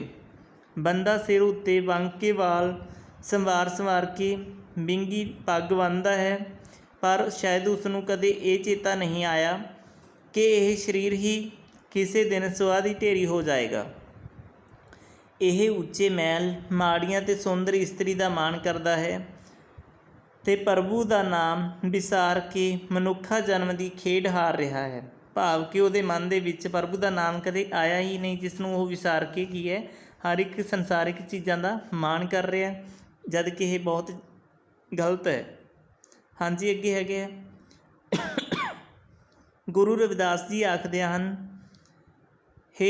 ਮੇਰੇ ਸੋਹਣੇ ਰਾਮ, ਮੇਰੀ ਤਾਂ ਜਾਤ ਕੁਲ ਅਤੇ ਨਾਮ ਜਨਮ ਸਭ ਕੁਝ ਨੀਵਾਂ ਹੀ ਨੀਵਾਂ ਹੈ। ਇੱਥੇ ਉੱਚੀਆਂ ਕੁਲਾਂ ਵਾਲੇ ਡੁੱਬਦੇ ਜਾ ਰਹੇ ਹਨ, ਤਦ ਮੇਰਾ ਕੀ ਬਣਨਾ ਸੀ। ਕਹਿੰਦੇ ਜਿਹੜੇ ਉੱਚੀਆਂ ਉੱਚੀਆਂ ਕੁਲਾਂ ਦੇ ਮਾਲਕ ਸੀਗੇ ਉਹ ਤਾਂ ਡੁੱਬਦੇ ਹੀ ਜਾ ਰਹੇ ਨੇ, ਫਿਰ ਮੈਂ ਤਾਂ ਸਾਰਿਆਂ ਤੋਂ ਕੀ ਹੈ, ਨੀਵੀਂ ਜਾਤ ਦਾ, ਭਾਵ ਕਿ ਨੀਵਾਂ ਹੀ ਹਾਂ ਹਰ ਇੱਕ ਪੱਖ ਤੋਂ, ਫਿਰ ਮੇਰਾ ਕੀ ਬਣਨਾ ਸੀ, ਮੇਰੀ ਕੀ ਹਸਤੀ ਹੋਵੇਗੀ। ਇਸੇ ਕਰਕੇ ਮੈਂ ਤੇਰੀ ਸ਼ਰਨ ਆਇਆ ਹਾਂ, ਇਸੇ ਕਰਕੇ ਮੈਂ ਤੇਰਾ ਸਹਾਰਾ ਜਿਹੜਾ ਉਹ ਪ੍ਰਾਪਤ ਕਰਨ ਦੇ ਲਈ ਆਇਆ ਹਾਂ। ਤੂੰ ਮੈਨੂੰ ਆਪਣੇ ਚਰਨਾਂ ਦੀ ਪ੍ਰੀਤ ਬਖਸ਼ ਅਤੇ ਜਨਮ ਮਰਨ ਤੋਂ ਬਚਾ ਲੈ। ਭਾਵ ਕਿ ਤੂੰ ਮੇਰੇ ਉੱਤੇ ਮਿਹਰ ਕਰ, ਮੈਨੂੰ ਜਨਮ ਮਰਨ ਦੇ 84 ਲੱਖ ਚੱਕਰਾਂ ਤੋਂ ਕੀ ਹੈ, ਮੁਕਤ ਕਰਕੇ ਮੇਰਾ ਜੀਵਨ ਹੈ ਜਿਹੜਾ ਉਹ ਸਫਲ ਕਰ ਦੇ। ਹਾਂਜੀ ਬੇਟਾ, ਅਗਲੀ ਰਚਨਾ ਹੈਗੀ ਹੈ ਨਾਮ ਤੇਰੋ ਆਰਤੀ ਮਜਨ ਮੁਰਾਰੇ। ਇਸ ਰਚਨਾ ਦੇ ਵਿੱਚ ਗੁਰੂ ਰਵਿਦਾਸ ਜੀ ਕੀ ਕਹਿ ਰਹੇ ਨੇ, ਕਹਿੰਦੇ ਜਿਹੜੀ ਆਪਾਂ ਆਰਤੀ ਕਰਦੇ ਹਾਂ ਇਹ ਸਾਰੇ ਕੀ ਨੇ, ਫੋਕਟ ਕਰਮ ਨੇ, ਫੋਕਟ ਕਰਮ ਕਾਂਡ ਨੇ। ਇਹਨਾਂ ਨੂੰ ਕੀ ਹੈ, ਕੂੜ ਕਰਾਰ ਦਿੱਤਾ ਗੁਰੂ ਜੀ ਨੇ, ਅਤੇ ਪ੍ਰਭੂ ਦੇ ਨਾਮ ਨੂੰ ਹੀ ਜ਼ਿੰਦਗੀ ਦੇ ਜਿਹੜਾ ਸਹੀ ਰਸਤਾ ਹੈ ਉਹ ਦੱਸਿਆ। ਭਾਵ ਕਿ ਆਪਾਂ ਪ੍ਰਭੂ ਦੀ ਸਹੀ ਤਰੀਕੇ ਦੇ ਨਾਲ ਬੰਦਗੀ ਕਰਕੇ, ਪਰਮਾਤਮਾ ਦਾ ਨਾਮ ਸਿਮਰਨ ਕਰਕੇ ਹੀ ਪਰਮਾਤਮਾ ਨੂੰ ਪਾ ਸਕਦੇ ਹਾਂ। ਹਾਂਜੀ, ਅੱਗੇ ਹੈਗੇ ਆ ਨਾਮ ਤੇਰੋ ਆਰਤੀ ਮਜਨ ਮੁਰਾਰੇ। ਸ਼ਬਦ ਗੁਰੂ ਰਵਿਦਾਸ ਜੀ ਦੀ ਰਚਨਾ ਹੈ। ਇਸ ਵਿੱਚ ਗੁਰੂ ਜੀ ਨੇ ਆਰਤੀ ਆਦਿ ਕਰਮ ਕਾਂਡ ਨੂੰ ਕੂੜ ਕਰਾਰ ਦਿੰਦਿਆਂ ਇੱਕ ਪ੍ਰਭੂ ਨਾਮ ਦੇ ਸਿਮਰਨ ਨੂੰ ਹੀ ਜ਼ਿੰਦਗੀ ਦਾ ਸਹੀ ਰਸਤਾ ਦੱਸਿਆ ਹੈ। ਭਾਵ ਕਿ ਆਪਾਂ ਨੂੰ ਫਾਲਤੂ ਦੇ ਕਰਮ ਕਾਂਡ ਛੱਡ ਕੇ ਕੀ ਹੈ, ਨਾਮ ਸਿਮਰਨ ਹੈ ਜਿਹੜਾ ਉਹ ਕਰਨਾ ਚਾਹੀਦਾ ਹੈ। ਗੁਰੂ ਰਵਿਦਾਸ ਜੀ ਆਖਦੇ ਹਨ ਕਿ ਬੇਸਮਝ ਲੋਕ ਮੂਰਤੀਆਂ ਦੀ ਆਰਤੀ ਕਰਦੇ ਹਨ, ਪਰਮਾਤਮਾ ਦੇ ਨਾਮ ਤੋਂ ਖੁੰਝ ਕੇ ਹੋਰ ਸਾਰੇ ਅਡੰਬਰ ਕੂੜੇ ਹਨ। ਭਾਵ ਕਿ ਜੋ ਲੋਕ ਠੀਕ ਹੈ ਨਾ ਆਰਤੀ ਦੇ ਵਿੱਚ ਲੱਗੇ ਹੋਏ ਨੇ ਜਾਂ ਪਰਮਾਤਮਾ ਦੇ ਨਾਮ ਤੋਂ ਖੁੰਝ ਕੇ ਹੋਰ ਜਿਹੜੇ ਅਡੰਬਰ ਨੇ ਉਹ ਕਰਦੇ ਨੇ, ਉਹ ਸਾਰੇ ਕੀ ਨੇ, ਬੇਅਰਥ ਨੇ। ਇਸੇ ਕਰਕੇ ਉਹਨਾਂ ਲਈ ਉਸ ਦਾ ਨਾਮ ਹੀ ਉਸ ਦੀ ਆਰਤੀ ਅਤੇ ਤੀਰਥਾਂ ਦਾ ਇਸ਼ਨਾਨ ਹੈ। ਪ੍ਰਭੂ ਦਾ ਨਾਮ ਉਹਨਾਂ ਲਈ ਪੰਡਿਤ ਵਾਲਾ ਆਸਨ ਹੈ, ਜਿਸ ਉੱਤੇ ਬੈਠ ਕੇ ਉਹ ਮੂਰਤੀ ਦੀ ਪੂਜਾ ਕਰਦਾ ਹੈ। ਉਸ ਦਾ ਨਾਮ ਹੀ ਚੰਦਨ ਘਸਾਉਣ ਵਾਲੀ ਸਿੱਲ ਹੈ ਅਤੇ ਨਾਮ ਹੀ ਕੇਸਰ ਹੈ। ਭਾਵ ਕਿ ਸਭ ਕੁਛ ਉਹਦੇ ਲਈ ਕੀ ਹੈ, ਨਾਮ ਹੀ ਹੈ। ਨਾਮ ਦੇ ਨਾਲ ਹੀ ਉਹ ਆਪਣੇ ਜੀਵਨ ਨੂੰ ਸਫਲ ਕਰ ਸਕਦਾ ਹੈ। ਉਸ ਦਾ ਨਾਮ ਹੀ ਪਾਣੀ ਹੈ ਅਤੇ ਨਾਮ ਹੀ ਚੰਦਨ ਹੈ। ਉਹ ਇਸ ਨਾਮ ਚੰਦਨ ਨੂੰ ਨਾਮ ਪਾਣੀ ਨਾਲ ਘਸਾ ਕੇ ਉਸ ਦੇ ਨਾਮ ਦਾ ਸਿਮਰਨ ਰੂਪ ਚੰਦਨ ਹੀ ਉਸ ਉੱਤੇ ਲਾਉਂਦਾ ਹੈ। ਭਾਵ ਕਿ ਉਹ ਸਭ ਕੁਛ ਕੀ ਮੰਨਦਾ ਬੇਟਾ, ਨਾਮ ਨੂੰ ਹੀ ਮੰਨਦਾ। ਭਾਵ ਕਿ ਨਾਮ ਦੇ ਨਾਲ ਹੀ ਅਸੀਂ ਆਪਣਾ ਸਭ ਕੁਛ ਹੈ ਜਿਹੜਾ ਪ੍ਰਾਪਤ ਕਰ ਸਕਦੇ ਹਾਂ। ਉਸ ਦਾ ਨਾਮ ਹੀ ਉਸ ਲਈ ਦੀਵਾ ਹੈ ਅਤੇ ਨਾਮ ਹੀ ਉਸ ਦੀ ਬੱਤੀ ਹੈ, ਨਾਮ ਹੀ ਤੇਲ ਹੈ ਜੋ ਦੀਵੇ ਵਿੱਚ ਪਾਇਆ ਹੈ। ਉਹਨਾਂ ਨੇ ਇਸ ਦੇ ਨਾਮ ਦੀ ਹੀ ਜੋਤ ਜਗਾਈ ਹੈ, ਜਿਸ ਦੀ ਬਰਕਤ ਨਾਲ ਸਾਰੇ ਭਵਨਾਂ ਵਿੱਚ ਚਾਨਣ ਹੋ ਜਾਂਦਾ ਹੈ ਜਾਂ ਚਾਨਣ ਹੋ ਗਿਆ ਹੈ। ਉਸ ਦੇ ਨਾਮ ਨੂੰ ਹੀ ਉਹਨਾਂ ਨੇ ਧਾਗਾ ਬਣਾਇਆ ਹੈ, ਨਾਮ ਨੂੰ ਹੀ ਉਸਨੇ ਫੁੱਲ ਅਤੇ ਫੁੱਲਾਂ ਦੀ ਮਾਲਾ ਬਣਾਇਆ ਹੈ। ਹੋਰ ਸਾਰੀ ਵਨਸਪਤੀ ਜਿਸ ਤੋਂ ਲੋਕ ਫੁੱਲ ਲੈ ਕੇ ਮੂਰਤੀ ਅੱਗੇ ਭੇਂਟ ਕਰਦੇ ਹਨ, ਉਸ ਦੇ ਨਾਮ ਦੇ ਟਾਕਰੇ 'ਤੇ ਜੂਠੀ ਹੈ। ਭਾਵ ਕਿ ਸਾਰੀ ਚੀਜ਼ਾਂ ਕੀ ਨੇ ਬੇਟਾ, ਜੂਠੀਆਂ ਹੋ ਚੁੱਕੀਆਂ ਨੇ, ਜੋ ਆਪਾਂ ਮੂਰਤੀ ਪੂਜਾ ਦੇ ਲਈ ਫੁੱਲ ਵਗੈਰਾ ਲੈ ਕੇ ਭੇਂਟ ਕਰਦੇ ਹਾਂ। ਇਹ ਸਾਰੀ ਕੁਦਰਤ ਤਾਂ ਉਸ ਦੀ ਬਣਾਈ ਹੋਈ ਹੈ, ਇਸ ਵਿੱਚੋਂ ਉਸ ਅੱਗੇ ਕੀ ਰੱਖੇ। ਭਾਵ ਕਿ ਇਸ ਦੇ ਵਿੱਚੋਂ ਉਹ ਕੋਈ ਚੀਜ਼ ਅਜਿਹੀ ਨਹੀਂ ਰੱਖ ਸਕਦਾ ਜੋ ਉਹਦੇ ਅੱਗੇ ਭੇਂਟ ਕਰ ਸਕੇ। ਭਾਵ ਕਿ ਹਰ ਇੱਕ ਚੀਜ਼ ਹੈ ਜਿਹੜੀ ਉਹ ਪਹਿਲਾਂ ਹੀ ਲੈ ਚੁੱਕਿਆ, ਇਸੇ ਕਰਕੇ ਉਹ ਉਸ ਦਾ ਨਾਮ ਰੂਪ ਚੌਰ ਹੀ ਹੈ। ਉਸ ਉੱਤੇ ਝੋਲਾ ਪਾਉਂਦਾ ਹੈ, ਝੋਲੇ ਤੋਂ ਭਾਵ ਬੇਟਾ ਭੁਲੇਖਾ। ਸਾਰੇ ਸੰਸਾਰ ਦੀ ਹਰ ਰੋਜ਼ ਦੀ ਕਾਰ ਤਾਂ ਇਹ ਹੈ ਕਿ ਉਸ ਦਾ ਨਾਮ ਭੁਲਾ ਕੇ 18 ਪੁਰਾਣਾਂ ਦੀਆਂ ਕਹਾਣੀਆਂ ਵਿੱਚ ਪਰਚੇ ਹੋਏ ਹਨ। ਪਰਚੇ ਤੋਂ ਭਾਵ ਬੇਟਾ ਮਨ ਪਰਚਾਉਂਦੇ ਨੇ, ਠੀਕ ਹੈ ਨਾ, ਵੀ ਲੱਗੇ ਹੋਏ ਨੇ, ਆਪਣੇ ਮਨ ਨੂੰ ਦਿਲਾਸਾ ਦਿੰਦੇ ਰਹਿੰਦੇ ਨੇ। ਹਾਂਜੀ, ਅੱਗੇ ਹੈਗਾ 68 ਤੀਰਥਾਂ ਦੇ ਇਸ਼ਨਾਨ ਨੂੰ ਹੀ ਪੁੰਨ ਕਰਮ ਸਮਝੀ ਬੈਠੇ ਹਨ ਅਤੇ ਇਸ ਪ੍ਰਕਾਰ 4 ਖਾਣੀਆਂ ਦੀਆਂ ਜੂਨਾਂ ਵਿੱਚ ਭਟਕਦੇ ਫਿਰਦੇ ਰਹੇ ਹਨ। ਪਰ ਮੇਰੇ ਲਈ ਪ੍ਰਭੂ ਦਾ ਨਾਮ ਹੀ ਉਸ ਦੀ ਆਰਤੀ ਹੈ। ਉਹ ਸਦਾ ਕਾਇਮ ਰਹਿਣ ਵਾਲਾ ਨਾਮ ਦਾ ਹੀ ਭੋਗ ਹੈ ਜੋ ਉਹ ਉਸ ਨੂੰ ਲਾਉਂਦਾ ਹੈ। ਭਾਵ ਕਿ ਉਹਦਾ ਨਾਮ ਹੀ ਉਹ ਭੋਗ ਹੈ ਜੋ ਉਸ ਨੂੰ ਲਾਉਂਦਾ ਬੇਟਾ। ਇਸ ਨਾਮ ਤੋਂ ਬਿਨਾਂ ਹੋਰ ਉਹ ਕੋਈ ਚੀਜ਼ ਹੈ ਜਿਹੜੀ ਭੇਂਟ ਨਹੀਂ ਕਰ ਸਕਦਾ। ਹਾਂਜੀ ਬੇਟਾ, ਅਗਲੀ ਰਚਨਾ ਉਹਨਾਂ ਦੀ ਸਹਿਕੀ ਸਾਰ ਸੁਹਾਗਿਨ ਜਾਣੇ। ਭਾਵ ਕਿ ਠੀਕ ਹੈ ਨਾ, ਇੱਕ ਸੁਹਾਗਣ ਇਸਤਰੀ ਹੀ ਜਿਹੜਾ ਵਿਛੋੜੇ ਦੇ ਦਰਦ ਨੂੰ ਬਿਆਨ ਕਰ ਸਕਦੀ ਹੈ। ਉਹ ਆਪਣੇ ਪਤੀ ਦੇ ਮਿਲਾਪ ਦੇ ਵਿਛੋੜੇ ਨੂੰ ਬਿਆਨ ਕਰ ਸਕਦੀ ਹੈ, ਉਹਦੇ ਦਰਦ ਨੂੰ ਸਹਿ ਸਕਦੀ ਹੈ। ਸਹਿਕੀ ਸਾਰ ਸੁਹਾਗਿਨ ਜਾਣੈ ਗੁਰੂ ਰਵਿਦਾਸ ਜੀ ਦੀ ਰਚਨਾ ਹੈ। ਇਸ ਵਿੱਚ ਗੁਰੂ ਜੀ ਨੇ ਜੀਵ ਇਸਤਰੀ ਦੇ ਜੀਵਨ ਵਿੱਚ ਪ੍ਰਭੂ ਦੇ ਮਹੱਤਵ ਨੂੰ ਉਜਾਗਰ ਕਰਦਿਆਂ ਉਸ ਦੇ ਦਰ ਤੋਂ ਨਾਮ ਸਿਮਰਨ ਦੀ ਦਾਤ ਮੰਗੀ ਹੈ। ਭਾਵ ਕਿ ਕਾਹਦੀ ਮੰਗ ਕਰ ਰਿਹਾ ਬੇਟਾ ਗੁਰੂ ਜੀ? ਨਾਮ ਸਿਮਰਨ ਦੀ, ਉਹ ਪਰਮਾਤਮਾ ਦੇ ਦਰ ਤੋਂ। ਗੁਰੂ ਜੀ ਲਿਖਦੇ ਹਨ ਕਿ ਜਿਸ ਜੀਵ ਇਸਤਰੀ ਦੇ ਹਿਰਦੇ ਵਿੱਚ ਪ੍ਰਭੂ ਤੋਂ ਵਿਛੋੜੇ ਦਾ ਦਰਦ ਨਹੀਂ ਉੱਠਿਆ, ਭਾਵ ਕਿ ਉਹ ਇਸਤਰੀ ਕੀ ਹੈ, ਉਸ ਦੀ ਸਾਰ ਹੈ ਜਿਹੜੀ ਉਹ ਨਹੀਂ ਸਮਝ ਸਕਦੀ, ਜਿਹਦੇ ਸੀਨੇ ਦੇ ਵਿੱਚ ਇਹ ਪੀੜ ਪੈਦਾ ਨਹੀਂ ਹੋਈ, ਉਹ ਹੋਰਨਾਂ ਸੁਹਾਗਣਾਂ ਦੇ ਦਿਲਾਂ ਦੀ ਪੀੜ ਨਹੀਂ ਸਮਝ ਸਕਦੀ। ਉਹ ਹੋਰਨਾਂ ਸੁਹਾਗਣਾਂ ਦੇ ਜਿਹੜੇ ਵਿਛੋੜੇ ਦੀ ਪੀੜ ਹੈ, ਜਿਹੜਾ ਵਿਛੋੜੇ ਦਾ ਦੁੱਖ ਹੈ, ਉਸ ਨੂੰ ਨਹੀਂ ਸਮਝ ਸਕਦੀ ਜੇਕਰ ਉਹਦੇ ਆਪਦੇ ਸੀਨੇ ਦੇ ਵਿੱਚ ਇਹ ਪੀੜ ਪੈਦਾ ਨਾ ਹੋਵੇ ਵਿਛੋੜੇ ਵਾਲੀ। ਖਸਮ ਪ੍ਰਭੂ ਦੇ ਮਿਲਾਪ ਦੀ ਕਦਰ ਖਸਮ ਨਾਲ ਪ੍ਰੇਮ ਕਰਨ ਵਾਲੀ ਹੀ ਜਾਣਦੀ ਹੈ। ਭਾਵ ਕਿ ਕਹਿੰਦੇ ਇੱਕ ਖਸਮ ਪ੍ਰਭੂ ਦੇ ਮਿਲਾਪ ਦੀ ਕਦਰ, ਖਸਮ ਪ੍ਰਭੂ ਨਾਲ ਮਿਲਾਪ ਕਰਨ ਵਾਲੀ ਜਿਹੜੀ ਇਸਤਰੀ ਹੈ ਉਹੀ ਜਾਣ ਸਕਦੀ ਹੈ। ਉਹ ਹੰਕਾਰ ਨੂੰ ਛੱਡ ਕੇ ਪ੍ਰਭੂ ਚਰਨਾਂ ਵਿੱਚ ਜੁੜ ਕੇ ਉਸ ਦੇ ਮਿਲਾਪ ਦਾ ਆਨੰਦ ਮਾਣਦੀ ਹੈ। ਉਹ ਆਪਣਾ ਤਨ ਮਨ ਖਸਮ ਪ੍ਰਭੂ ਦੇ ਹਵਾਲੇ ਕਰਦੀ ਹੈ। ਭਾਵ ਕਿ ਉਹ ਸਭ ਕੁਛ ਆਪਣੇ ਖਸਮ ਪ੍ਰਭੂ ਤੋਂ ਵਾਰ ਦਿੰਦੀ ਹੈ। ਪ੍ਰਭੂ ਪਤੀ ਨਾਲੋਂ ਕੋਈ ਇੱਕ ਬਿੱਥ ਨਹੀਂ ਰੱਖਦੀ। ਭਾਵ ਕਿ ਉਹ 1 ਇੰਚ ਵੀ ਦੂਰੀ ਹੈ ਜਿਹੜੀ ਉਹ ਸਹਿ ਨਹੀਂ ਸਕਦੀ। ਉਹ ਨਾ ਕਿਸੇ ਹੋਰ ਦਾ ਆਸਰਾ ਤੱਕਦੀ ਹੈ ਅਤੇ ਨਾ ਹੀ ਕਿਸੇ ਦੇ ਮੰਦ ਪ੍ਰੇਰਨਾ ਸੁਣਦੀ ਹੈ। ਉਹ ਨਾ ਤਾਂ ਕਹਿੰਦੇ ਕਿਸੇ ਦੇ ਹੋਰ ਦਾ ਆਸਰਾ ਤੱਕਦੀ ਹੈ ਅਤੇ ਨਾ ਹੀ ਕਿਸੇ ਦੀ ਮੰਦ ਪ੍ਰੇਰਨਾ ਸੁਣਦੀ ਹੈ। ਪਰ ਇਸ ਜੀਵ ਇਸਤਰੀ ਨੇ ਖਸਮ ਪ੍ਰਭੂ ਦੀ ਬੰਦਗੀ ਇੱਕ ਰਸ ਨਹੀਂ ਕੀਤੀ। ਉਹ ਛੁੱਟੜ ਦੁਖੀ ਰਹਿੰਦੀ ਹੈ। ਕਹਿੰਦੇ ਉਹ ਜੀਵ ਇਸਤਰੀ ਹਮੇਸ਼ਾ ਦੁਖੀ ਹੀ ਰਹਿੰਦੀ ਹੈ ਜਿਸ ਛੁੱਟੜ ਨੇ ਪਰਮਾਤਮਾ ਦਾ ਨਾਮ ਨਹੀਂ ਜਪਿਆ। ਭਾਵ ਕਿ ਪਰਮਾਤਮਾ ਦੇ ਲੜ ਨਹੀਂ ਲੱਗੀ। ਉਹ ਲੋਕ ਪਰਲੋਕ ਦੋਹਾਂ ਥਾਵਾਂ ਤੋਂ ਵਾਂਝੀ ਰਹਿੰਦੀ ਹੈ। ਉਹ ਕਹਿੰਦੇ ਉਹਨੂੰ ਦੋਹੇ ਲੋਕ ਅਤੇ ਪਰਲੋਕ ਦੇ ਵਿੱਚ ਕੋਈ ਥਾਂ ਨਹੀਂ ਮਿਲਦੀ। ਜੀਵਨ ਦਾ ਇਹ ਰਸਤਾ ਫੁੱਲਸਰਾਤ ਸਮਾਨ ਬੜਾ ਔਖਾ ਹੋ ਜਾਂਦਾ ਹੈ। ਇੱਥੇ ਕੋਈ ਸੰਗੀ ਕੋਈ ਸਾਥੀ ਨਹੀਂ ਬਣਦਾ। ਜੀਵਨ ਸਫ਼ਰ ਦਾ ਸਾਰਾ ਪੈਂਡਾ ਇਕੱਲਿਆਂ ਹੀ ਲੰਘਣਾ ਪੈਂਦਾ ਹੈ। ਭਾਵ ਕਿ ਆਪਾਂ ਨੂੰ ਜਿਹੜੇ ਜੀਵਨ ਦਾ ਸਫ਼ਰ ਹੈ, ਜਿਹੜੇ ਜੀਵਨ ਦਾ ਪੈਂਡਾ ਉਹ ਕੀ ਹੈ, ਸਾਰਾ ਇਕੱਲਿਆਂ ਹੀ ਤੈਅ ਕਰਨਾ ਪੈਂਦਾ ਹੈ। ਇਸ ਅਵਸਥਾ ਵਿੱਚ ਦੁਖੀ ਅਤੇ ਦਰਦਮੰਦ ਮਨੁੱਖ ਦਾ ਪ੍ਰਭੂ ਦੀ ਸ਼ਰਨ ਵਿੱਚ ਪੈ ਕੇ ਹੀ ਪਾਰ ਉਤਾਰਾ ਹੋ ਸਕਦਾ ਹੈ। ਭਾਵ ਕਿ ਪ੍ਰਭੂ ਦੀ ਸ਼ਰਨ ਦੇ ਵਿੱਚ ਪੈ ਕੇ ਹੀ ਆਪਾਂ ਜਿਹੜੇ ਸਫਲ ਹੋ ਸਕਦੇ ਹਾਂ, ਇਹਦੇ ਨਾਲ ਹੀ ਆਪਣਾ ਪਾਰ ਉਤਾਰਾ ਜਿਹੜਾ ਹੋ ਸਕਦਾ ਹੈ। ਹਾਂਜੀ, ਅਗਲੀ ਰਚਨਾ ਬੇਟਾ ਉਹਨਾਂ ਦੀ 16ਵੀਂ। ਜੇ ਉਹ 68 ਤੀਰਥ ਨਹਾਵੇ, ਕਹਿੰਦੇ ਜੇ ਉਹ 68 ਤੀਰਥਾਂ ਦਾ ਇਸ਼ਨਾਨ ਵੀ ਕਰਦਾ ਤਾਂ ਵੀ ਉਹ ਇਸ ਦੇ ਤੁੱਲ ਨਹੀਂ ਹੋ ਸਕਦਾ। ਭਾਵ ਕਿ ਤਾਂ ਵੀ ਉਹ ਇਸ ਦੇ ਸਮਾਨ ਨਹੀਂ ਹੋ ਸਕਦਾ ਜੇਕਰ ਆਪਾਂ ਸੱਚੇ ਤਨ ਮਨ ਦੇ ਨਾਲ ਗੁਰੂ ਦੇ ਲੜ ਨਹੀਂ ਲੱਗਦੇ। ਜੇ ਉਹ 68 ਤੀਰਥ ਨਹਾਵੇ ਸ਼ਬਦ ਗੁਰੂ ਰਵਿਦਾਸ ਜੀ ਦੀ ਰਚਨਾ ਹੈ। ਇਸ ਵਿੱਚ ਗੁਰੂ ਜੀ ਨੇ ਇਹ ਵਿਚਾਰ ਪੇਸ਼ ਕੀਤਾ ਹੈ ਕਿ ਸੰਤਾਂ ਦੇ ਨਿੰਦਕ ਨੂੰ ਕਿਸੇ ਵੀ ਧਾਰਮਿਕ ਉਦਮ ਦਾ ਫਲ ਨਹੀਂ ਮਿਲ ਸਕਦਾ। ਭਾਵ ਕਿ ਬੇਟਾ ਉਹ ਇਨਸਾਨ ਕਦੇ ਵੀ ਆਪਣੀ ਜ਼ਿੰਦਗੀ ਦੇ ਵਿੱਚ ਸਫਲਤਾ ਪ੍ਰਾਪਤ ਨਹੀਂ ਕਰ ਸਕਦਾ ਜੋ ਸੰਤਾਂ ਦੀ ਨਿੰਦਿਆ ਕਰਦਾ ਹੈ। ਸੰਤਾਂ ਦਾ ਨਿੰਦਕ ਚਾਹੇ 68 ਤੀਰਥਾਂ ਦਾ ਇਸ਼ਨਾਨ ਕਰ ਲਵੇ ਫਿਰ ਵੀ ਉਹ ਕੀ ਹੈ, ਫਲ ਤੋਂ ਵੀ ਹੋਣਾ ਹੀ ਰਹੇਗਾ। ਭਾਵ ਕਿ ਉਹਨੂੰ ਫਲ ਦੀ ਪ੍ਰਾਪਤੀ ਜਿਹੜੀ ਉਹ ਨਹੀਂ ਹੋ ਸਕਦੀ, ਉਹ ਹਮੇਸ਼ਾ ਬੇਫਲਾ ਹੀ ਘੁੰਮਦਾ ਰਹੇਗਾ।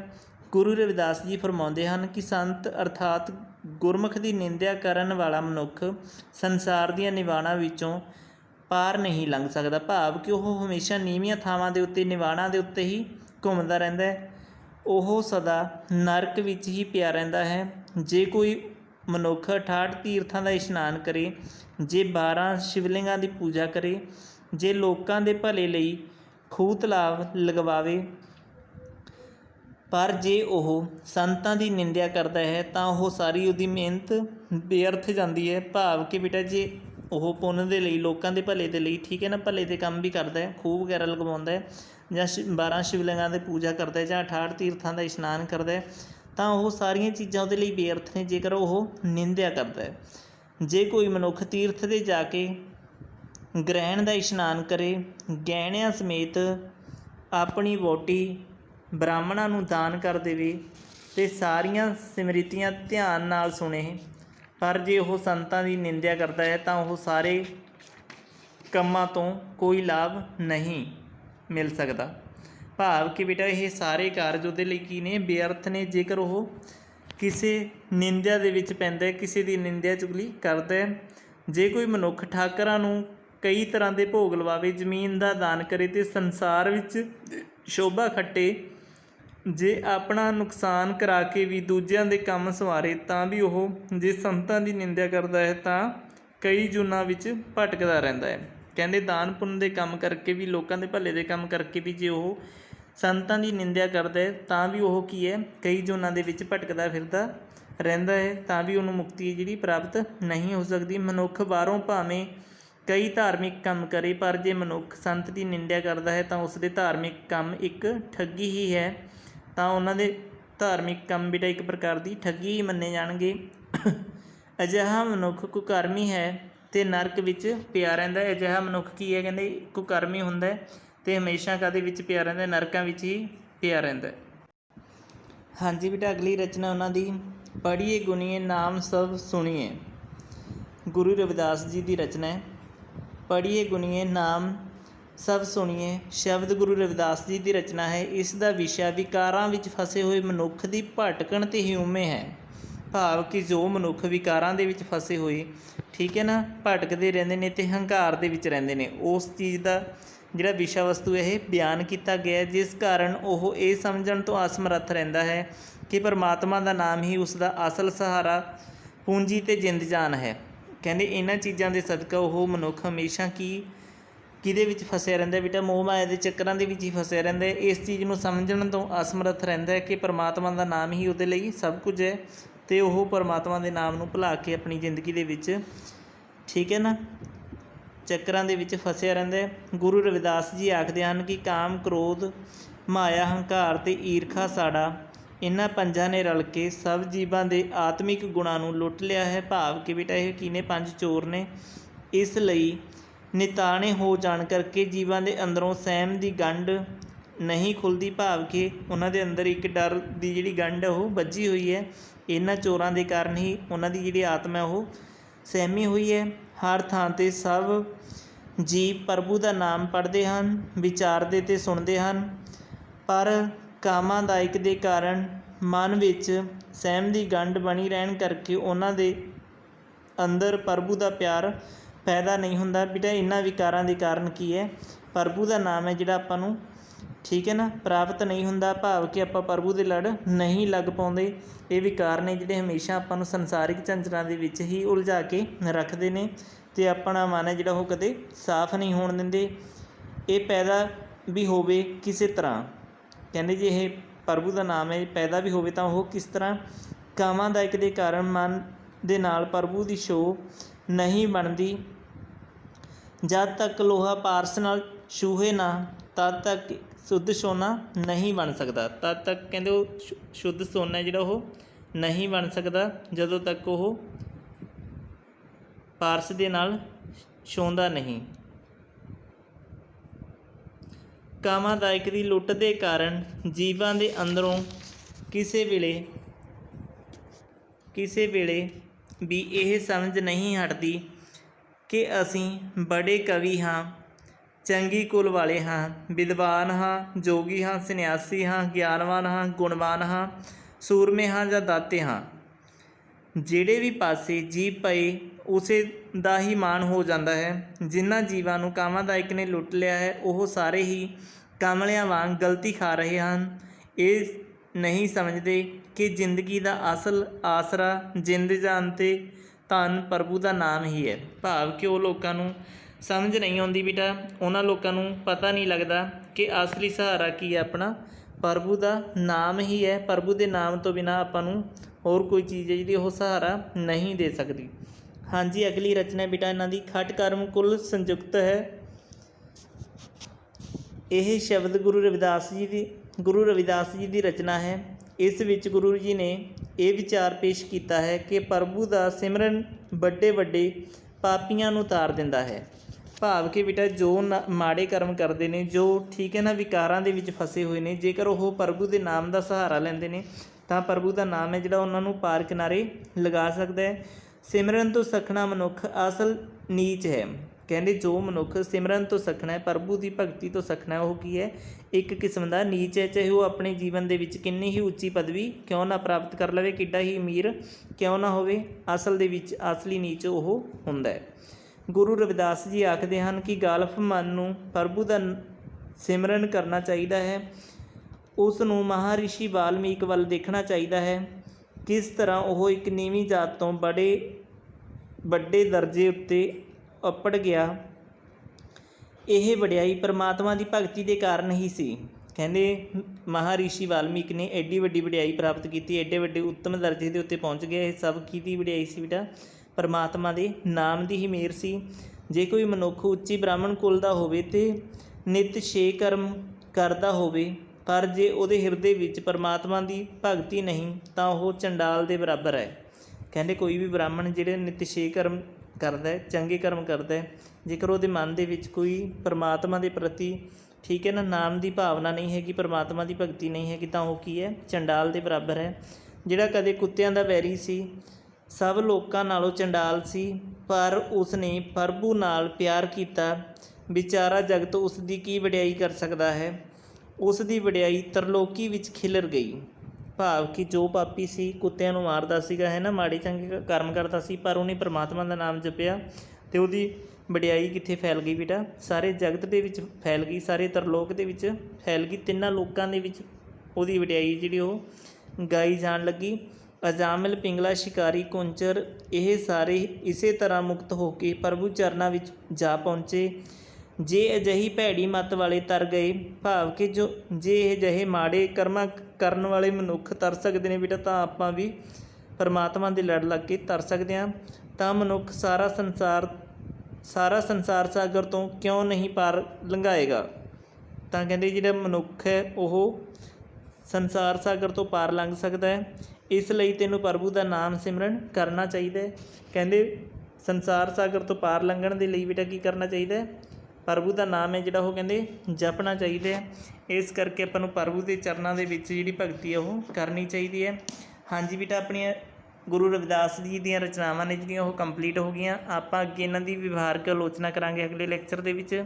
ਸਾਰੇ ਬੱਚਿਆਂ ਨੇ ਧਿਆਨ ਦੇ ਨਾਲ ਸੁਣਨਾ ਅਤੇ ਸਿੱਖਣਾ ਹੈ। ਉਮੀਦ ਕਰਦਾ ਸਾਰੇ ਇਸ ਨੂੰ ਪਸੰਦ ਕਰੋਗੇ। ਧੰਨਵਾਦ ਬੇਟਾ।